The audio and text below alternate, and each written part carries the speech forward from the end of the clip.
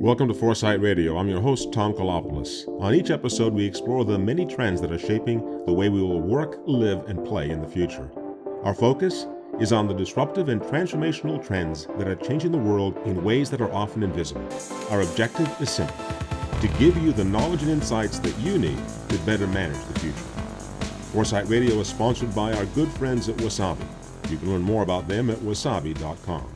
In this episode, we're talking with Andrew Winston, a globally recognized expert on how companies can navigate and profit from humanity's biggest challenges. Andrew's first book, Green to Gold, was the top-selling green business title of the last decade, selling over 100,000 copies in 7 languages. Inc. magazine included Green to Gold on its all-time list of 30 books that every manager should own. His latest book, The Big Pivot, which was selected as one of the best business books of 2014 by Strategy and Business Magazine, provides a practical roadmap to help leaders build resilient, thriving companies and communities in a volatile world. Our conversation looked at everything from the role of modern organizations in society to climate change to how AI will address the pressing challenges of sustainable business. Here's my conversation with Andrew Winston.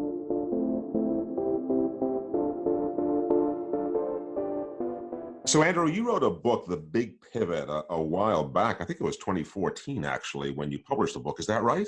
That's right, 2014. Time flies. Time flies for us all. What a great title, The Big Pivot. But what the hell is a big pivot? Explain it to us. Well, it's funny, when I kind of came up with the title and went out there with it, and my world, as we'll discover in our conversation, is about corporate sustainability and really about the world's megatrends and how companies kind of navigate these big environmental and social pressures. But you probably know from the tech and innovation world, there's also the pivot discussion in tech companies and pivoting your strategy. So there's a couple uses for it, but I think I was, maybe the first to try to talk about it in this way, about a fundamental shift in how companies operate and how they think about their role in society, basically. And so the idea of it sounds simple, but the big pivot is that fundamentally companies in the Western world operate in the model that's been prevalent for 30, 40 years, that shareholder value is kind of the prime goal. And you're trying to maximize short-term shareholder value, quarterly value, and then maybe get to some of these big shared challenges like climate change and other social issues. If, it fits perfectly, or there's some cheap investments to make, or you're getting enough pressure from outsiders. And the big pivot is to say we have to flip that the challenges are so large now and so systemic that we have to make solving the world's challenges the core purpose of business, and then work back from there using tools of capitalism and markets and economics to do it most profitably. So it isn't about giving up profit, but it's about starting from a different premise. And that's what the big pivot is. I've heard you talk a number of times, and one of the things that I find sort of most refreshing is the practical approach that you take to this. We hear a lot, obviously, about sustainability and climate change and the importance of doing this as global citizens, as a global society. But yet, at the end of the day, a business has to find a reason to do it that is economic, fundamentally, right? It has to be a profit motive as well. And even altruism, to some degree, has a profit motive. My brand is enhanced. People will understand that I'm doing more than just making money. I'm actually contributing back to my community, my society. But what pushback have you gotten from companies that just don't see the economic side of this? Well, look, I've been in this field for 15 plus years now, and my first book was called Green to Gold, and the title was very basic and simple, that there's gold in thinking about your business through an environmental lens. And I'd say that basic case, that there's value creation in doing things like cutting energy use and being more efficient and designing products that help customers do the same. There's a basic understanding of that across business. I don't think we have to make the really basic case anymore, but there's still pushback all the time from executives and companies about the kind of deep change I'm talking about making sustainability really core to business and not something that's kind of sits off in the side and in the philanthropic part of the business or community affairs or something like that. And I see that developed companies, again, I think are further along on this. And I'm finding my business is actually going even more international in the last couple of years, as I'm getting calls from large businesses in countries that maybe for a long time could say, hey, we're focused on growth and development, South America, for example. And now companies are saying, okay, we have to actually talk about this sustainability stuff as well. And it's our competitors are talking about it, our customers are talking about it, and our employees are talking about it. And in the end, companies do this, as you said, there's even altruism has a business benefit. There's just a deep conversation happening right now with the world's largest companies about what's the role of business in society and why do we have a responsibility? And not necessarily on some moral argument like save the polar bears, but just a responsibility as a member of society, as a citizen, as an organization. And the pressure they're getting is from a lot of different places, somewhat from customers, very much so from employees. And probably the most consistent thing I hear talking to companies and working with large companies is concerns about their employees attracting talent, retaining talent, and millennials and Gen Z in particular. They now make up half the workforce, and they have a kind of different attitude about how business should function and what its purpose is. And now we're also getting it from investors. We're starting to see that pool of very important stakeholder talking about this in a much deeper way for the first time, really, I think, in the last year or so. As I spoke with Andrew, I couldn't help but think back to December 7th of 1972. It was the last manned mission to the moon, Apollo 17. And Jack Schmitt, who was using the Hasselblad camera to take many of those iconic images from that era, had turned to face the Earth on the last orbit as they were leaving for the moon. And he snapped a picture which has since been immortalized as what we call the blue marble. It's that beautiful image of our planetary home floating in the blackness of outer space. If movements have a time and a place when they're born, then that undoubtedly was the genesis of the sustainability movement that we are talking about today with Andrew.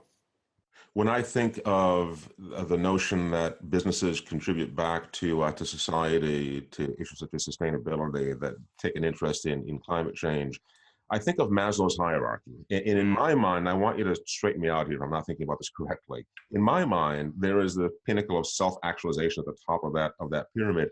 And it seems to me that the businesses that get this, that get what you're talking about, that are most receptive to it, probably are at that point where they've got an established business, it works well, and they can now afford the luxury of thinking about sustainability and giving back. But I've got a sense that you're actually putting that a little further down in the hierarchy. It's not the pinnacle. It's not just for the developed countries and the developed organizations that are doing very well. This is something that all organizations need to be looking at as a foundational principle of how they run their business. Am I right or wrong? Yeah, no, that's right. And I think, it's an interesting point you're making about putting the Maslow's hierarchy kind of onto an organization, not just a person. And we could spend some time going down that path about what that means. But yes, you're getting at, I think, a fundamental core theme and principle in my work, which is that this sustainability stuff isn't just the nice to have after you've gotten the basics down. It's actually at the core. And there's a lot of reasons for that. Fundamentally, it's a better way of doing business in almost every sector I can imagine. For the reasons I said before, there's just lots of ways to save money. There's lots of ways to be much more innovative because of it. What the big pivot is saying is that we're facing these really existential threats to humanity and to the global economy and our society. Climate change represents a fundamental risk to the well-being of the planet. And what's, I think, a leap in some kind of strange way for companies to realize and for executives to realize is that actually companies, they sit within the planet, not the other way around. We've kind of been taught through business school that, dealing with the environment and compliance with regulations and what's our footprint is kind of a part of a business, and it's over in the environmental health and safety department. And there's a very weird kind of backwards view of that, because fundamentally, you can't have a business that thrives without having the planetary resources and the people that will be your employees and your customers living fairly thriving lives, so they're a good market and provide good talent as employees. You just can't have a business without a planet and a people that are thriving. It's a really basic idea, but we struggle with it very much in business. And the leading companies really, I think, get this and are starting to get it in a deep way. But it's kind of against everything we've been taught. We're fundamentally hitting planetary limits now in a way that I think if you're, say, Gen Xer or Boomer, the world was half the size when we were young that it is today. Wow, that's a great way to look at it, by the way. I remember learning in school that, hey, we're getting to 5 billion people. That's I remember, right, when I was younger. And now we're at 7.3. We're heading to 8 or 9. And we're not just more, we're richer. Right? These are good things that business and the economy have accomplished. 1 billion people entered the middle class in the last generation, mostly in China. But that means more stuff, right? We're about to see this massive increase, for example, in using air conditioning around the world. And here's the irony, because it's getting hotter everywhere, Cities are going to need more and more days of air conditioning for people to stay safe and healthy. And so you're going to see more and more people have the wealth to do that. And it's going to create this enormous amount of energy use and more climate emissions. It's this, we're kind of on a vicious cycle that we need to break through deep technological innovation and carbon reducing technologies. And we've got those, but we're going to have to accelerate how fast we do this. I want to come back to that point a little bit later on, because every time I turn around, it seems as though the window of opportunity to correct some of the damage that we're doing that's resulting in climate change is becoming shorter and shorter, smaller and smaller. Let's come back to that in a minute. Paul Romer recently got the Nobel Prize in economics for doing some fantastic work, a long overdue Nobel Prize. With William Nordhaus. Exactly. And they both talk to us about how we're entering this post-industrial world. I know Nordhaus has great relevance to what you're doing and what you're talking about, especially with carbon offsets and carbon credits. I want to focus a bit on the combination of both of their work, because we're entering an era of ideas where innovation is so much more important than we even give it credit for. And it seems to me that much of what you talk about, and you have a term for it, you call it heretical innovation, is how we innovate our way into the future. And I'm not sure that companies understand innovation, much less heretical innovation. So be a heretic for a minute. What is heretical innovation? And give us some examples of how it's actually being done. It's a word I really like, because it actually has this ancient religious meaning, I suppose, of being a heretic and really challenging orthodoxy. It's not radically different than disruptive innovation that's been out there for a while, but I kind of wanted to push the idea a little further and say that, again, the challenges we're facing, they're so systemic that we need to ask really different questions about the way we do things. I think at a pretty profound level. And I have a lot of examples ranging from kind of just, even little things, little operational decisions about a product or how we do things, how we manufacture things, up to the kind of purpose of a business. So, I'll give you an example that I've used many times over the years and is kind of a favorite of when I speak a lot. Audiences always kind of remember this story about UPS, the package delivery company, and they stopped at some point taking left turns in cities, grid-like cities like New York. They used GPS software and rerouted the trucks. And they're not the only fleet to do this, but they kind of made some hay about it and put it out there and said, hey, we're not taking left turns anymore. And they've cut through this telematics technology of routing software, something like 100 million miles out of their routes. 100 million? Yeah, every year. Wow. And it's not just the no left turns. There's other things going on to optimize. I mean, obviously that saves a bunch of money and a bunch of fuel. I mean, it's millions and millions of gallons of fuel. But there's kind of a deeper cultural thing. And I always joke, imagine that first meeting where someone said, hey, why don't we stop taking left turns? That's, to me, a classic kind of heretical question. And there's other examples I really love, like a former client of mine, Kimberly Clark, makes Scott paper towels and toilet paper. And they started doing the paper towels and toilet paper without the cardboard rolls. I don't know if you've ever bought the coreless version. And it's a really great example of something kind of very specific. And it wasn't just, let's see if we can reduce the cardboard we use by 20%. It was saying we could actually do this with zero. And that's the kind of leap that you need. And we're seeing, I think, more and more companies ask really fundamental questions about their business. One of my favorite bigger stories, I guess, is CVS, the big pharmacy and drugstore chain, 120 billion in sales. And they, a couple of years ago, said, hey, we're moving to be a health company. That's part of our vision for how we build a thriving future, which is, I think, is a kind of big pivot. That's the kind of example of, like, if our job is to help people be healthier, then that changes what we sell and how we operate. And they decided to stop selling cigarettes and tobacco in the front of the store. That was a really big decision, actually. And it was portrayed in the press often as, well, it was only a couple billion in sales out of 120. And I thought, wow, a lot of those writers have never worked in a company, because that's a lot of money. So there was kind of a visionary choice there and a heretical question, like, could we stop selling something that doesn't fit our mission, doesn't fit building a more thriving, healthy world? These are the kinds of questions we need, especially now that we're facing climate change that is very quickly becoming runaway climate change. We are almost out of time. And there was a new study that just came out, right? The day before we're recording this, that we can talk about when you'd like, that's saying that the world is very short on time and is going to require very big leaps in technology and in rolling out technologies into the world at a pace that we probably have never done before. Let's talk about that, because when you bring up CVS, for example, and the tremendous courage that it took for an organization to do that, because you're talking about significantly eroding your bottom line by removing an entire line of product from your stores. What you're also doing is setting a social and a cultural context in many ways. In some ways, by the way, better than even a government can. Policy Yeah, decisions may not have as much of an impact in today's world as a global business can right. have, right? So let's talk about climate change and the window of opportunity that we have to change things, because my sense is that government can do whatever it needs to do, but without businesses making a concerted and a very intentional effort to turn things around, it's going to be very difficult to do anything significant about climate change. So what's our window look like, and what do we Right. need to do to avoid the sort of apocalyptic scenarios that we're being presented with? Let me actually first answer one part of what you just said about the CVS thing and close that story out quickly, Sure. because you said it erodes the bottom line. And this is a really, I think, critical conversation to have, because that example of heresy, the reason it's so heretical is it is a painful leap to the future of the business, because you are immediately cutting out a piece of your sales. But I would argue that they must have very much believed in the company that it was good for business, that they Mm. were moving into other areas like the clinics in the back of the store that are a different source of revenue, and that it fit their brand increasingly. So was it a hit to sales in the short run? Absolutely. Was it a smart choice for the business for the longer run? They must have believed that, and I believe that. So the distinction in that kind of story is the short and long term.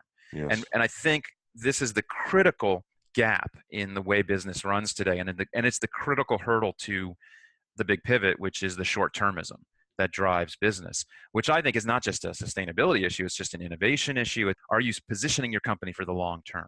Mm. And are you doing the things that position you for the long term and long term value? And I think we'll come back later maybe to the investor community that's starting to ask those questions as well. Let me answer the climate question. The study that just came out as we're talking is from the Intergovernmental Panel on Climate Change, the IPCC. They're the guys that have put together these models and estimates for a number of years now. And what came out of the Paris Climate Accord in 2015, the agreement that now the US has said that it's leaving, but literally every other country in the world is signed in for, was an agreement that we would hold the world to 2 degrees Celsius warming, roughly 3.8 degrees Fahrenheit. But in that meeting, there was a serious discussion about how 2 degrees of warming, which is double the warming that we've done so far, was potentially still very, very dangerous for the planet. And there were some pretty solid science and predictions about what that would do. And then there were the people representing island nations, low-lying nations and low-lying coastal kind of areas that said at 2 degrees, our world is gone. It's underwater. So we have to talk about 1.5 degrees. We have to slow down even more. And so what happened this week was the IPCC released a report after basically 3 years of analyzing this and what would it really take to do that. And in essence, they said it is still technically possible to slow down warming. We're really almost out of time.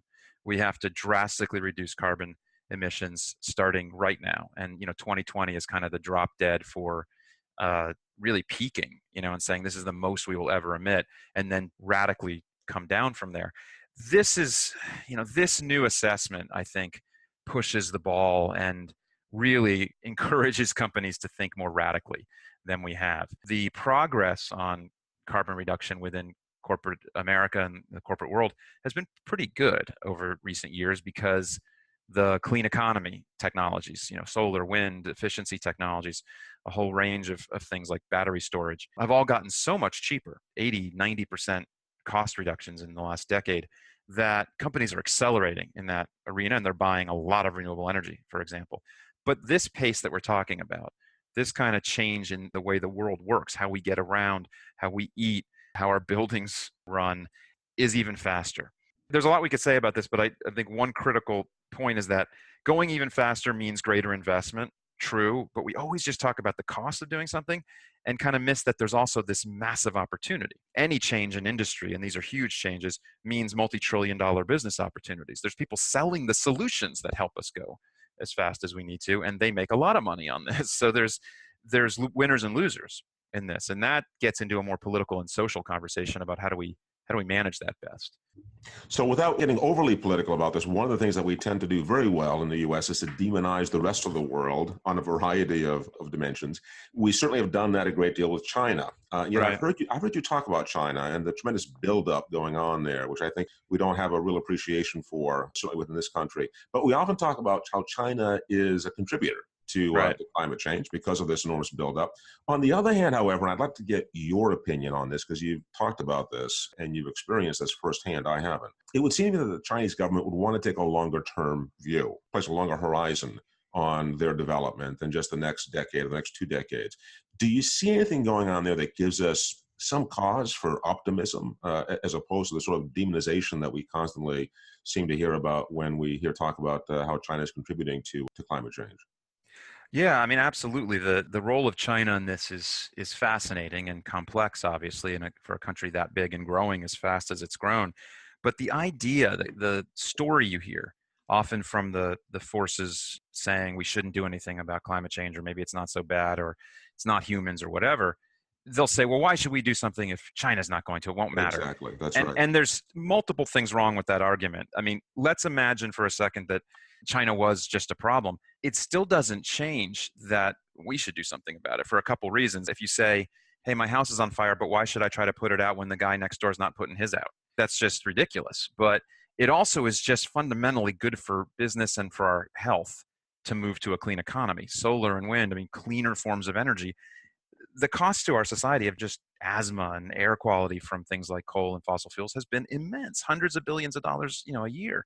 The costs that Andrew mentions are staggering. A few years back, the Lancet Commission, a 200-year-old medical journal, issued a report that talked about the global impact of environmental pollution. Some of the numbers are astounding. In 2015, for example, diseases that were caused by air, water, and soil pollution, according to the journal, were responsible for 9 million premature deaths. That's 16% of all global death. Exposure to contaminated air, water, and soil kill more people than smoking, hunger, natural disasters, war, and AIDS or malaria combined. That same journal pegs the total cost of global pollution to about 4.6 trillion. That's over 6% of global GDP. Andrew went on to talk about some of the misconceptions with respect to what China is doing to help mitigate the problem. So there's this cleaning of the economy that gets us to a much healthier place, and these technologies are now cheaper. So we should do it because it's just better. But the premise of the argument that China is doing nothing is also like at least a decade out of date. And I think willfully so. The people making this argument, they know better. China is spending well over half of all the money going into the clean economy every year. They're putting hundreds of billions of dollars. They committed $350 billion, I think, a couple years ago by 2020, just to kind of clean economy build out. In the course of a decade, they created the world's largest solar and wind industries from nothing while we kind of sat still. And they also became the biggest buyers of those technologies. People say, well, they're building a coal plant every week. Well, they're building everything, right? Because they're growing so fast. So they build nuclear, they're building coal, but the pace of build out of the older technologies is radically slowing. And China, because of these kind of twisted benefits of being an autocratic society, they can do things like just shut down technologies, not worry about asset lives quite as much. They're just going to be shutting down coal plants. They can also just build high-speed rail, which they now have like thousands and thousands of miles of, because they can move people, right? I mean, I'm not recommending this path, but I'm saying they've done it. And we have 0 miles in the US of high-speed rail. They are building the modern economy and the modern society. And again, there's many reasons. It is just better. But the real driver, I think, is that if you've been to Beijing and you've been to some of their cities, it's hard to breathe. And they've got just very real, tangible pressure on their own people and from their people to clean up their economy. So they're doing it. And they're moving faster than anybody in the world. So we should be trying to go as fast as they're going in our own way. You had mentioned that 2020 was sort of a milestone, a break point in trying to deal with the future of climate change. What are the technologies that are going to get us there? What can we do? What are businesses doing already? That's a really interesting question. I mean, there's kind of I wrote an article today about this new report, and I basically say, look, there's the things that companies are already doing, and there's a pretty well-established list of those actions, they're getting more efficient, right? They're finding efficiencies. That's been practiced for a long time, but they specifically target carbon and energy. And all the big companies in the world do this, and almost all have goals now. I track corporate goals on environmental and social issues. And in particular, we gather data on the world's 200 largest companies. And basically all of them have goals now in sustainability, and basically all have some energy or carbon goal. So there is reduction going on in operations.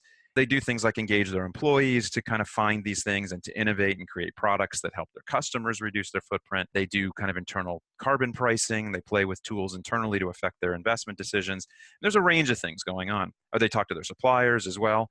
But I believe that given this new report and kind of the pace of what's happening to our climate, and in particular the last couple of years, the extreme weather has been incredibly dangerous and very expensive. Again, the cost of climate change is starting to very quickly outpace any potential cost for spending to avoid it. I mean, this is an easy economic decision.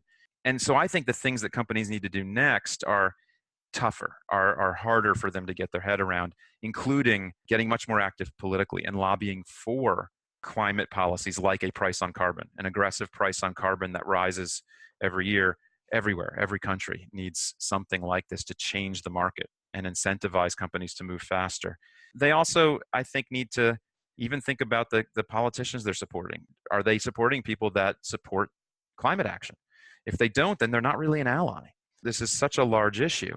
And they need to do more than just the political side. I think they need to have conversations with some of their customers in a way that they maybe haven't in the past, and even consumers, and kind of talk to them more through advertisements, through packaging, and talk about this issue and get them thinking differently about their consumption habits. And I think they have to invest differently and take a hard look at the way they use things like return on investment and hurdle rates and all those things in companies, and really shift them to heavily bias toward carbon reduction. And basically, I think, take into account all the value that isn't measured very well in our normal investment return calculations, all the value from resilience and having a solid future and appealing to employees and customers, and all these things that affect the company's value, but we don't put numbers on very well. So those are some of the things that I think we're going to see more and more of, and we'll have to if we want to go at the pace that science is demanding.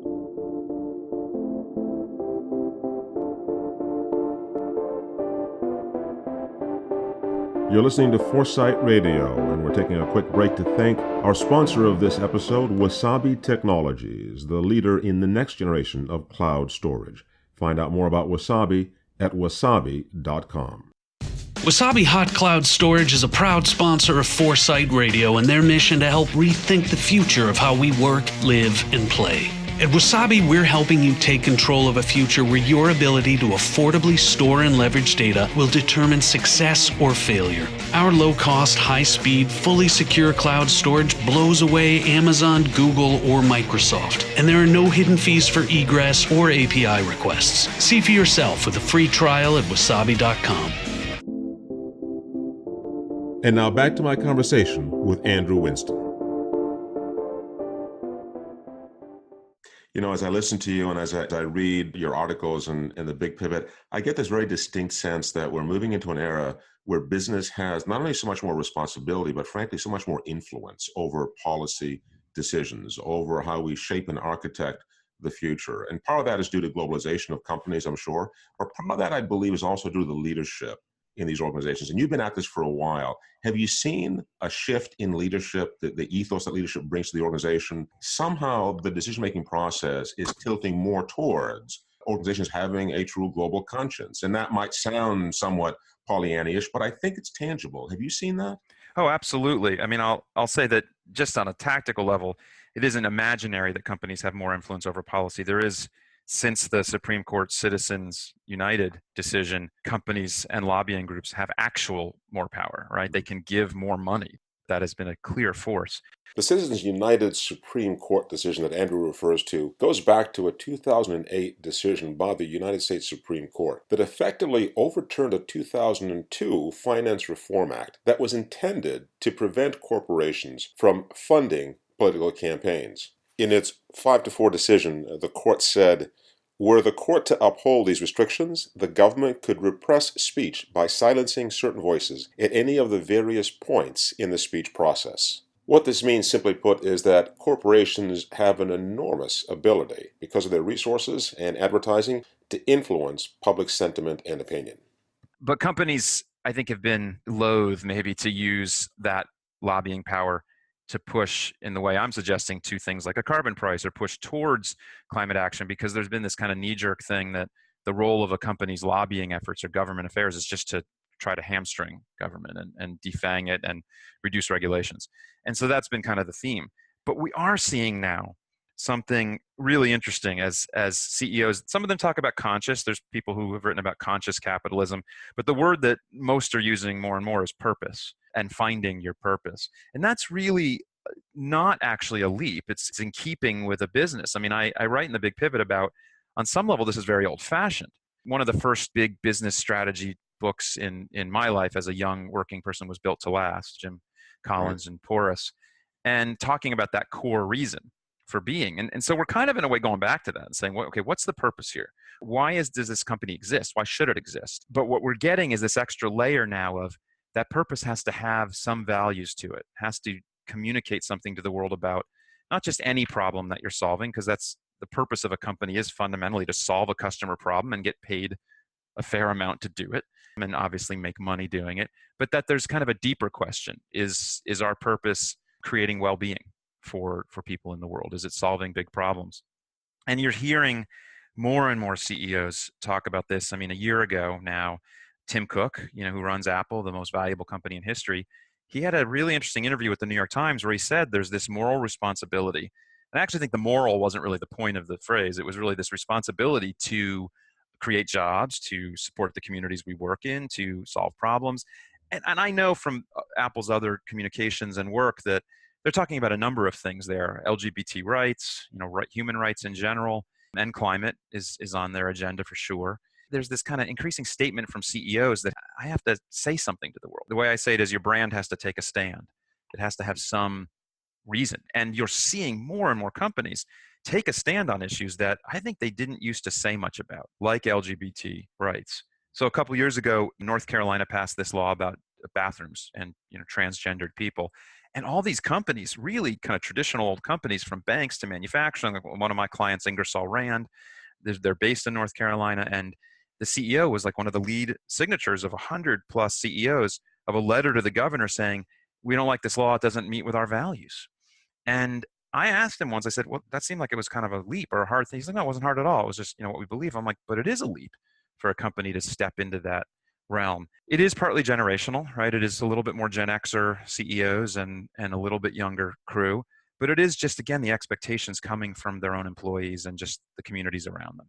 And when I talk to CEOs about why they make these kinds of moves, a lot of them will say there's something personal. Their kids talk to them, their families. You get to this kind of very personal sense. And I think leaders are often thinking about their legacy. What did I do here? What did my company do? These are all good things to think about. This doesn't degrade the company's profit motive. This gives them something to be excited about and incentivize people and engage people, excite people. It's a great thing. Maybe for all the reasons that we bemoan millennials and Gen Z, and to some degree even Xers for that matter, there's reason to actually take some hope in the fact that their ethos is somewhat different from what that of the boomers was, and that's a good thing. One of the things that you talk about that I want to focus on too, because it's a very strong corollary to the same topic, is that we are undergoing this shift towards a radical transparency, right? That's your term. I know you love to talk about it that way. Radical transparency, which means fundamentally that there's no place to hide. As a CEO, as an organization, what you do, you have to assume is always out in the open, right? Your values can't remain hidden.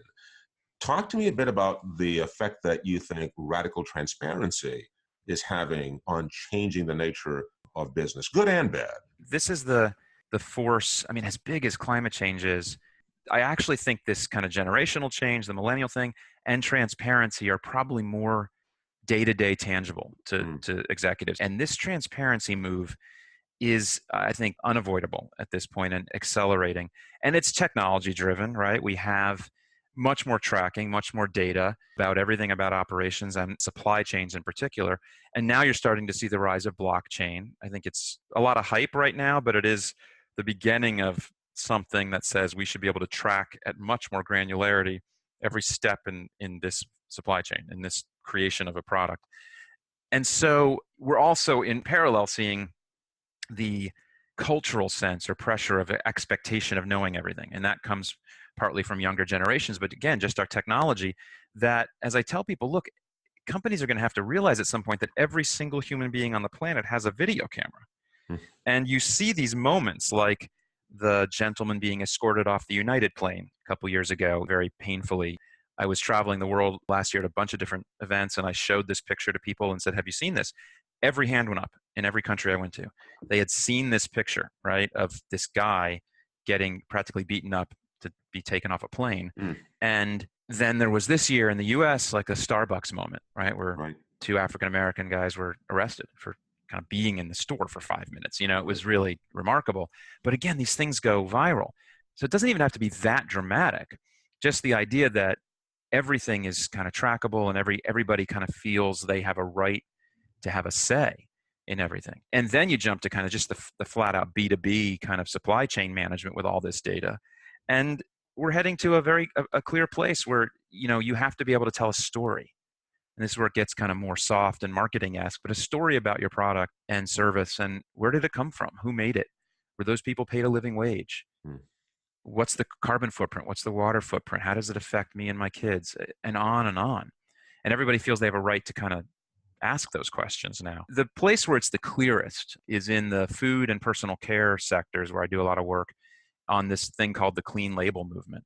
And if you're in that sector, you're nodding your head going, yeah, we know about this. Others haven't quite heard it yet, but it's a very simple idea that people want to know on the label of the product, everything that's listed there. They don't want to see these long chemical names. They want there to be fewer ingredients. And this is sweeping through those industries. I mean, Tom, I'm sure you work with some of these guys too. Indeed. And you see the suppliers to those industries having to provide products, again, with a very clear story and have fewer ingredients. And this is really changing industry. I haven't heard anybody in those sectors who thinks it's a fad, who thinks it's going away. They are talking clean label, and everyone agrees that this is where we're headed. We were interviewing someone from MIT for Foresight Radio not too long ago, and we talked about the intelligent tomato, which is basically a tomato that can tell you where it was sourced, how much water went into growing it. But I think what you're saying, and this is the essence of it, is that we have a generation that's demanding this knowledge. They will not settle for anything less than full transparency. So as an organization, you have to meet that expectation. Yeah, I think that's right. It's something to compete on now. Who's got the better story? Right. It doesn't mean everybody in every decision is going to want to think through the full story, but a lot more than they used to. And those who can tell a simple story and tell it in a way that's accessible and clean and easy, I think we'll just do better. And you're seeing that, look, the fastest growing brands now and new businesses in things like food and personal care are pretty much all sustainability stories. They're organic, or they got a local story, or they've got a health and wellness play. And you're seeing like all the big companies like Unilever, General Mills, and others kind of snapping up these companies, acquiring them, and setting aside a bunch of investment money for these kinds of brands that are speaking to some subset that really wants a cleaner, greener version of that product. I can see the marketing campaign right now, right? We have the most intelligent tomato on the market. Exactly. We have the smartest tomato. There's an app you can get that you can, Smart Label, I think it's called, and you can scan the barcodes of products. And some companies like Unilever that are always kind of leading in sustainability, they started putting more and more data into it. So they started over a year ago with data on fragrances inside products that for years and years have just been listed as fragrance. But actually within that, there might be 40 chemicals. Unilever said to their suppliers and to the world, we're going to start listing it. And if you don't like it, we'll get another supplier. We're going to list everything down to 100 parts per billion or something, like really small quantities, so that if you are concerned, or there's some chemical class that you might have allergies to or whatever, you can see it. You can look it up. We are at a point, Andrew, where we have another battle looming on the horizon that's being brought on board by technology, and certainly ties into this notion of corporate responsibility and sustainability. And that's the battle of AI versus the worker, right? Yeah. And we're being told that maybe 40% or more of jobs will be eliminated by artificial intelligence. A critical topic that I think we're not talking as much about, perhaps, because we see it as being a distant future, but it may not be. This may be something we have to deal with over the course of the next 5 to 10 years. What are your thoughts on that? I mean, and how should we prepare ourselves for that battlefield? It's a really important question. I I don't have the answers on this. I think it's something I've been thinking about writing a book on, about AI and climate, or AI and sustainability, that these are the two true mega forces coming our way. A change in the kind of physical planet that we sit on, and this software that we're adding to the world. And I've had discussions with smart economist types who say every new technology people are worried about, and it always creates more growth in jobs. But I feel like this is different. And I would be thrilled to be proven wrong, but I feel like this isn't like the robotic arm, or in a Ford plant, or Frederick Taylor going back 100 years, something making things more automated.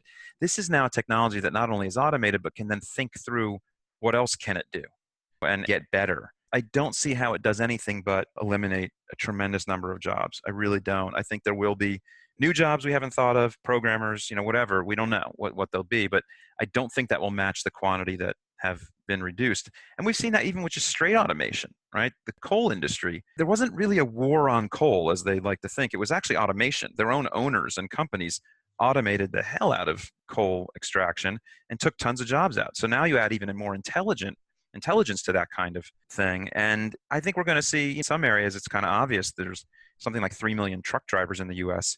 I think there's going to be 10% of that in 10 years. And the trucks are going to drive themselves fundamentally. So it is something I'm deeply concerned about, because we are clearly in an unstable time in the world already. The other part of the Tim Cook quote, where he said we have this moral responsibility, he started by saying government is basically dysfunctional. And so business has to step up. That was the framing of why do we have to think about our role in society. It was like there's a gap. And I'm seeing that in my business and the work I do, is companies are filling the gap. And that's both good and bad. I don't think we want private sector to be the decider on a lot of things that maybe are societal decisions that should be decided within government. And I don't mean government as other, but government as the collective will of what we want, right? The laws we make and what we vote for. That it can't all be business. It goes back to the question you asked earlier. There has to be both. You have to see some policy in support of this movement. It's a fascinating time, isn't it? We are in many ways renegotiating some of the most fundamental precepts of the social contract on a global canvas. Absolutely. And we have never been more in this together, as you say, hyper-connected to the extreme, and yet not nearly as hyper-connected as we will be. Andrew, what a fantastic conversation. Thank you so much for joining us on Foresight Radio. Thanks for having me. This was fun.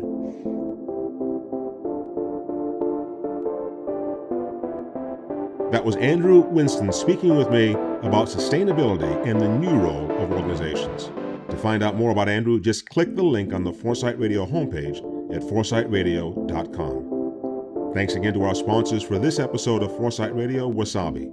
Take a look at how Wasabi is changing the rules of the game for cloud storage at wasabi.com.